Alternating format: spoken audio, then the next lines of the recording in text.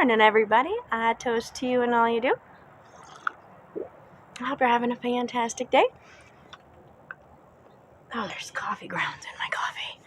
It's really frustrating. I need a new coffee pot. It's driving me crazy. Anyways, I keep getting coffee grounds in my coffee. And there's nothing like that to ruin a good cup of coffee. But anyways, so it's Friday. I hope everybody is having a fantastic week. That something exciting happened, maybe. I don't know. I hope you had a great full moon last night. I had a really restless night of sleep, and in my half sleep state, at no point was I like, hey, go look at the moon, because it's that time. I was definitely awake during the eclipse, and I just didn't go outside to look at it. I got some time with the moon early in the evening, which was beautiful, so I didn't get to see the actual eclipse. So I hope everybody else got to see the eclipse, maybe, hopefully. I imagine you feel the buzzing energy, and it's like I said in the full moon video, it was just an interesting moon because it really pulled at both sides of the coin. And so you got that deep internal pull plus that very physical pull. And so I imagine it was kind of frustrating for some people, but also energizing and really motivating for a lot of people. So I hope that you had a great full moon. We are doing our introspective journey. So today is day 19. And like I say in the other videos, you don't have to watch all of them. Just do what feels right for you. But what's most important is that you take some time during this darkness to really take that time for yourself. So today's question is, what parts of my life do not reflect who I am? And so yesterday we talked about the difference between comfort and comfortable. And I think that comfortable really comes into play here.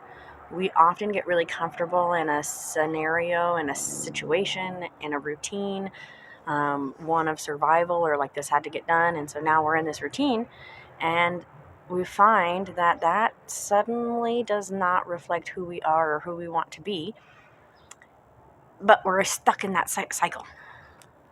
And so taking some time to really reflect on the parts of your life that don't reflect who you are. It's a lot of reflecting. But just the different parts of, a prime example for me is where my house is located. I live in a cul-de-sac in a subdivision. This is honestly somewhere I never thought that I would be. I love it for my kids. It's great living on a cul-de-sac. But for my husband and I, this is not like our dream location. It definitely doesn't reflect who we are. I mean, I've got a lot of the backyard taken up as garden space, but that's just one of those things that, this out of necessity is where we were able to afford a house and what we were able to do and the best thing for our kids. And so that's where we are now. But just recognizing that this home, this location, this isn't going to be permanent for us because this doesn't reflect who we really want to be. And so just keeping that in mind, like even in the process of buying a house, knowing that and speaking with our realtor and our mortgage broker and all of that stuff, and knowing that we're not going to stay in this house for 30 years. That's not the plan. This is our starter home, and what's important is to get that starter, and knowing that really helped to make that decision and helped to move forward with that, and even helps now when we're like frustrated. Oh, I live in this neighborhood and our neighbors are right next door, and we would just like to be on a bigger piece of property, probably in the mountains or in the middle of nowhere somewhere very far away, because that's, not far away, but that's just kind of the direction that we go in. And so knowing that and being aware that this is not a reflection of who we are, this is not permanent, and this is just a need of necessity, helps every day to relieve that stress of the disconnect and the frustration of like, this isn't really, but for now, this is what's happening. And so as you look through your own life and you start to see the different aspects, your home, yourself, your person, your job, all of these things, what is not reflecting who you are? Now, for some things like our home, this is the best decision that we can make for our family, and that's where we're at right now, and that's a good thing. But it helps us to set goals for the future. It helps us to, like I said, relieve that stress. There are other things like, let's say the way that you dress. Maybe you have to dress in a certain way to go to work, or maybe you really wish that you could dress in a different way just because that's how, but your physical appearance, I guess, is what I'm saying. So when you think about our physical appearance, does it match who you really want to be? Do you put on makeup and put on this clothes or do something because you think that's what everybody else wants to see you in? Or are you doing it for yourself? I make a joke. I say I make all my videos in my house coat. One, because it's cold in the morning. And two, it just makes it really easy for me to get ready for a video. I'm not worried about my physical appearance, I guess, really, when it comes down to it. And sometimes I think like, oh, maybe if I did my hair and put on some makeup and did all of the glam stuff, that's not me. So I can't do it. I couldn't even pretend to do it. I would feel silly. But there are a lot of people who get up every day and do those things because they feel like that's what they have to do. But is that really reflecting who they are? One of the YouTube things that I like to get caught up in is called Transformed, or Rock My Beauty. They're both, I think they're put on by the same people, but they both show people who are true to themselves and dress how they really feel. And then, like in the Transformed one, they take like people who are in the extreme. Like you'll have like a goth, whatever, with big gauges and lots of piercings and dreadlocks and all kinds of, goth to the extreme. And they dress like this every day. And they'll go in and they'll get transformed into like the Susie Q, Betty Homemaker. And it's one of those times when you can really see how much your physical appearance does affect who you are and how you feel. And so these people will go and change into something that they are not, and they instantly feel uncomfortable. But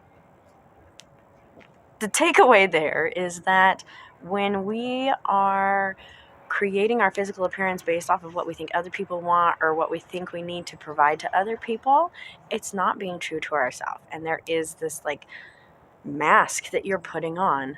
And so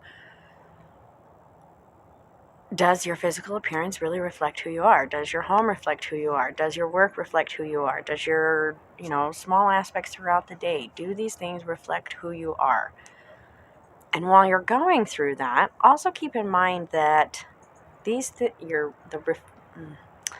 a hard thing to say. The reflection, the persona, like this outward projection that we put out to the world,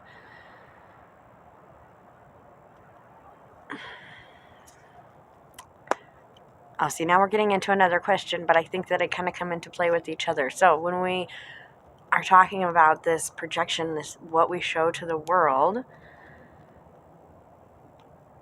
and that being true to who we are, like we got to think about that disconnect in your ideal self and your true self and the self that you actually put out into the world. And so today, as we reflect on the question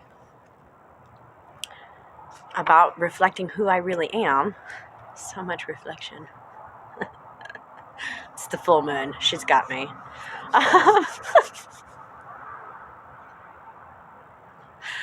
When we are reflecting on who, what does not represent who we are, and we start to think about that projection that we're giving to the outside world, why? Why do you feel like it's necessary to do these things? And then really meditate on what you think it would be like if you didn't do that. The physical appearance thing is the biggest thing that we can, it's the most obvious example to use, so I'm going to just stick with that one. If you didn't get up every day and put on the makeup and worry about what everybody thought about you, and you dressed the way that you wanted to dress, and you cut your hair and did your thing, about my own physical appearance, the one thing that I do miss doing is having pink hair. And if it were totally up to me and I wasn't worried that my husband would be like, no, he's pretty conservative, but he says it's not very grown up. But, these days, who defines that? So, when you're thinking about your physical appearance and why are you making those choices and what it would be like if you didn't. So, meditate on what it would be like if every day you got up and dressed the way that you wanted to. And then, okay, you hear the harsh words from people or the judgmental words from people. Okay, they're judging you either way. So, it really doesn't matter, I guess. You got to kind of let go of what you think people are thinking about you and then just be. And yeah, so that's the challenge for today.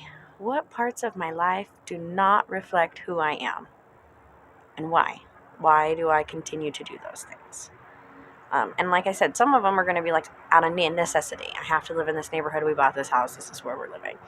But other things are not. So what doesn't reflect you? So take that time today to really think about that and ponder why you're doing that and what it would be like if you didn't do that. And that if you just were yourself and you just were you and how you would feel. Chances are you're going to feel a lot better if you're just true to yourself and honor that energy by projecting it out into the world. So if you have any questions, let me know. Don't forget to like and subscribe, and I will see you guys all again tomorrow for the next introspective journey. Day, question, whatever. Have a good day, guys.